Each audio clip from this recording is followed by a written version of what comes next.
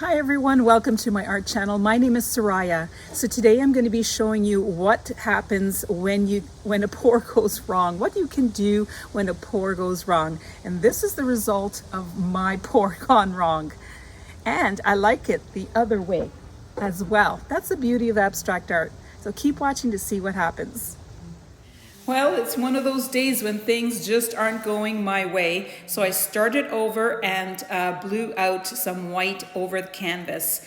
And I had a very clear picture in my mind what I wanted to do with this painting. So it's very minimal color, actually no color at all. It was black and white, and I wanted to have some gray because then I had kind of like a big surprise for you, which I still plan to do on another painting since this kind of turned out way different than I had intended. And you'll see what I mean.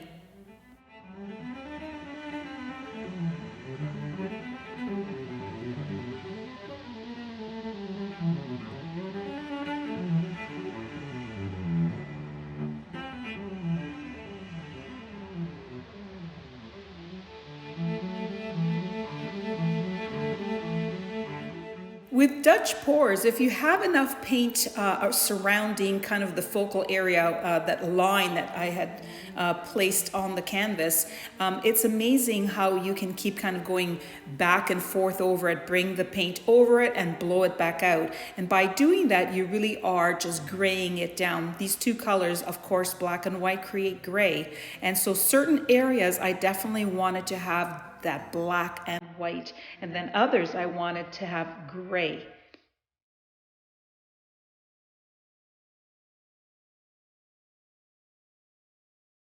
I was super happy with the way this was looking. It is absolutely gorgeous.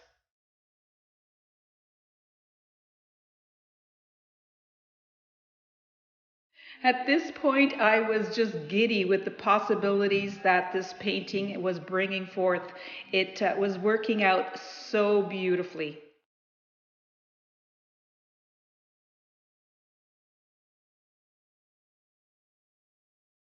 I decided it needed that bit more black there to balance out the black on the other end.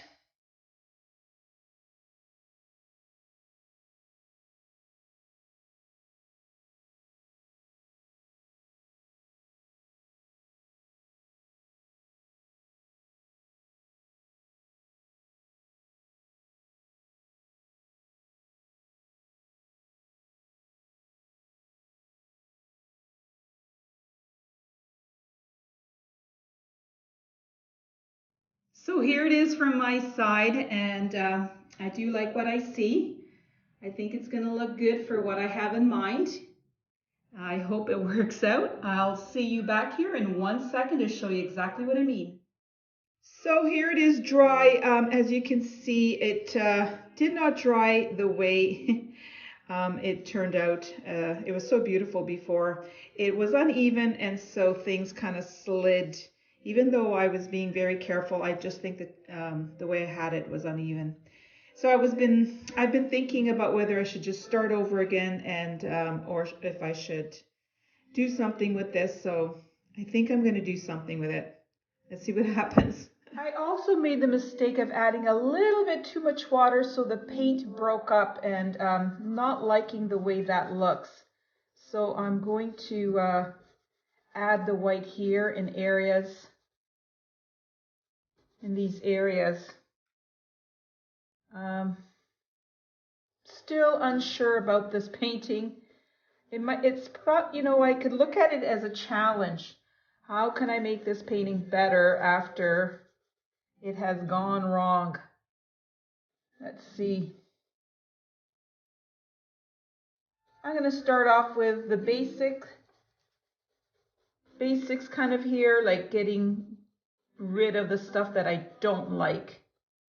And then I'm going to take a look at it and see what it looks like after that. This area up here is quite beautiful, but it just shifted down, and I actually had it the other way around. It's unfortunate when that happens. You're just expecting it to dry like it normally dries, and I just wasn't paying attention. So Lesson learned. I'm just going to go over the whole painting, and I'll kind of fast forward for you because you don't have to see every little thing that I do here. It's really just covering up some of these areas that look like they've broken up. Okay, so as you can see, I have been covering everywhere that I see that, you know, I kind of really don't like. Sometimes I like that breaking up of the paint, but not in this case. You know, I had this thing in my head, in my mind, in my mind's eye, how I wanted things to look. And it's hard to not see it once it's there. And I think that's what I'm having a hard time with. You don't see what's the possibility. So I'm trying to get what is the possibility of this painting, this new one that came to be. How can I change it up to still make a beautiful painting? So I'm going to switch over now to black to bring some of that black down, because I think I've done as much as I could, and probably I'll go back and work on it some more if I think it needs it. But it's better than it was to me. It's better. Okay, so I'm going to move on to the black. So I decided I'm going to use some color. This is Deco Art Pewter, if you could see that, pewter. And I'm going to add it with just a little bit of Liquitex Matte Medium, just to have it a little bit more transparent. I have to finish my thoughts. Look at how beautiful that looks. So I did have every intention of using the black, but as soon as I saw that pewter on my shelf, I thought, oh, I have to use this color first. So already that is making a big difference. I'm going to add a little bit of sky blue just for a bit of contrast in certain areas where it's kind of grayed down.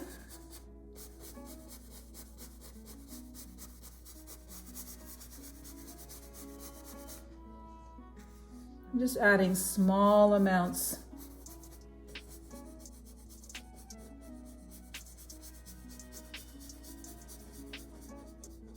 And I'm going to do the same thing as I did with the other blue. Make it go all the way down to the other end.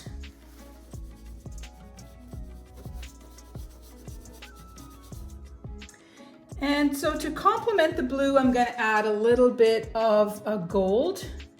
Not sure.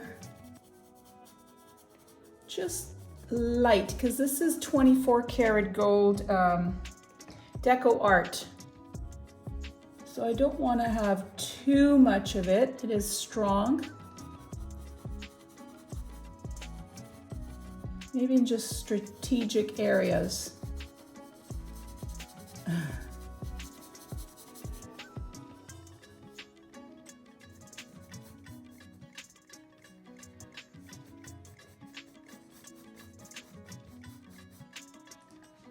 I'm going to add some turquoise green.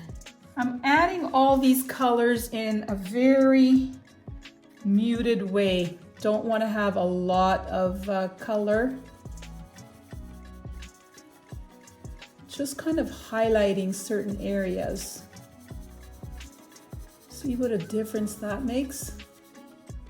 That teal is beautiful.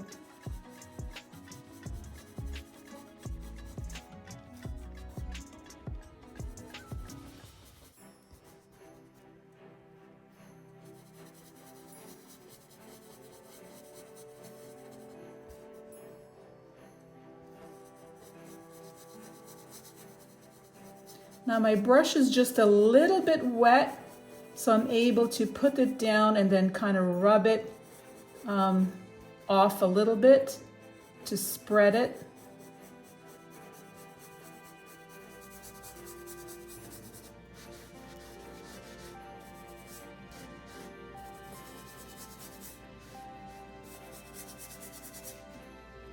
I'm going to add a little bit of raw sienna Liquitex, just sparingly. Everything is sparingly, just bringing out colors without it being too over the top. And I'm concentrating on kind of where there's more gold.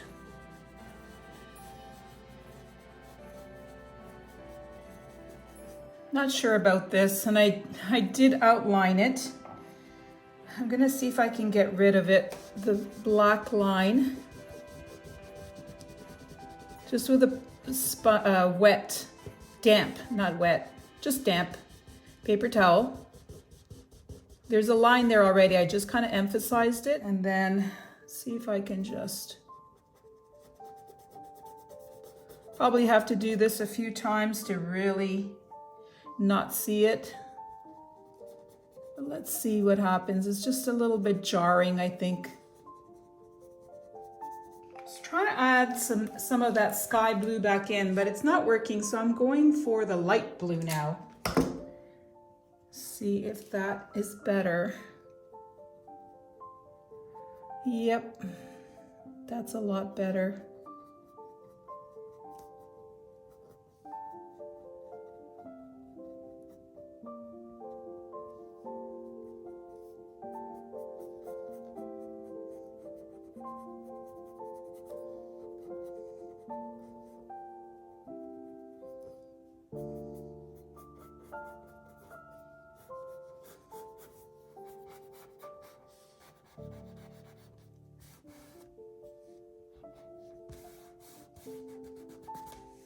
I'm going to add a little bit of chartreuse green.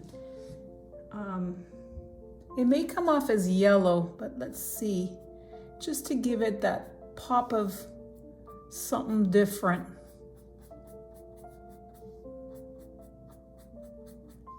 That looks good.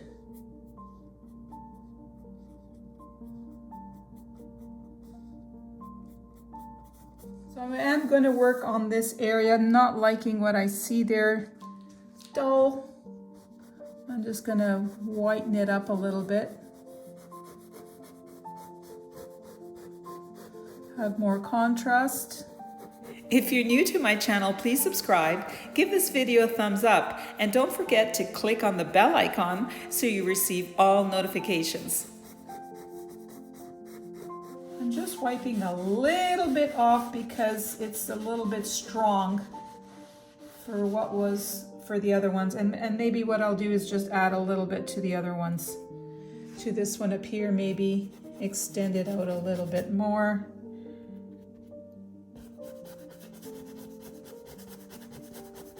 And it'll balance it off. Okay, I think I'm gonna add a little bit of purple just because I think it would benefit the darker areas.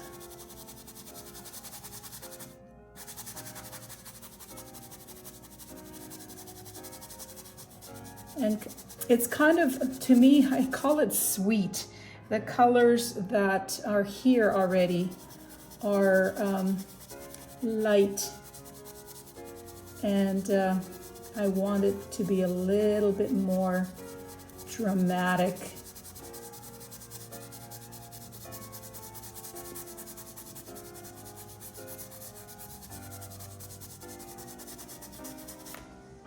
Now, if you don't have the Liquitex matte medium, you can also just do this with a bit of water, which works as well, but it's not as good as the matte medium. I still like using the matte medium.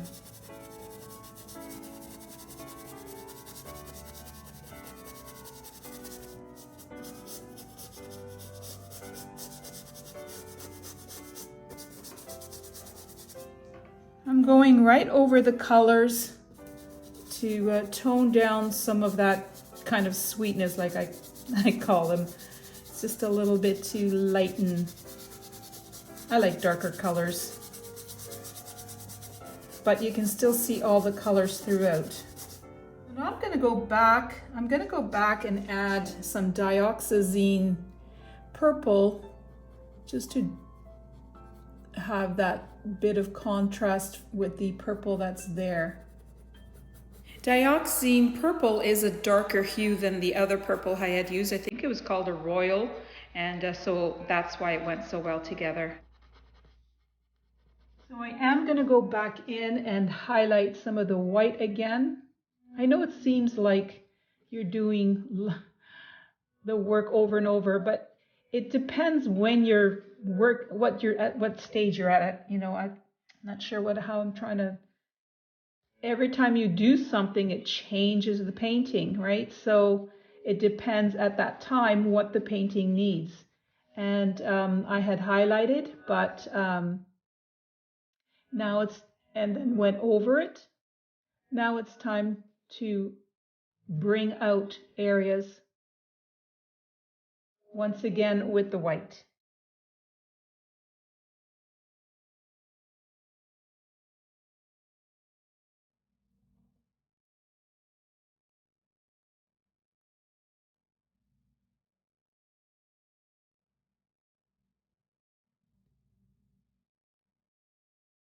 So whenever I think that my painting is on the light side, I take out my Payne's Gray Pebeo Studio. That's my favorite one. They're all really nice. They're different, but I love the Payne's Gray.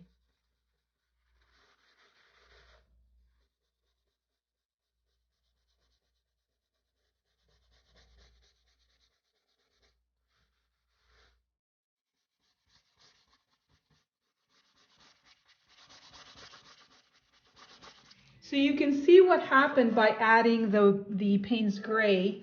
It just toned down that kind of sweetness that I've talked about.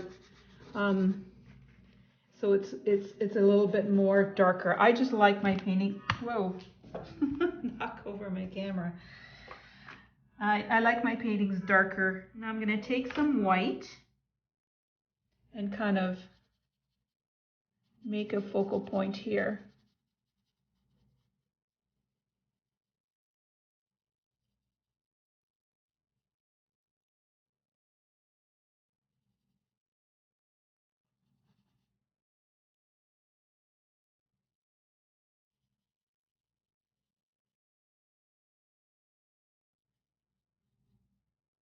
So you can see what happens when you add this line and kind of this line here. This becomes the focal point. There's another line here. And the white on top of all the colors really brings it all together. So there is a method to my madness. It makes sense in the end why you go over and over. It's layering of colors and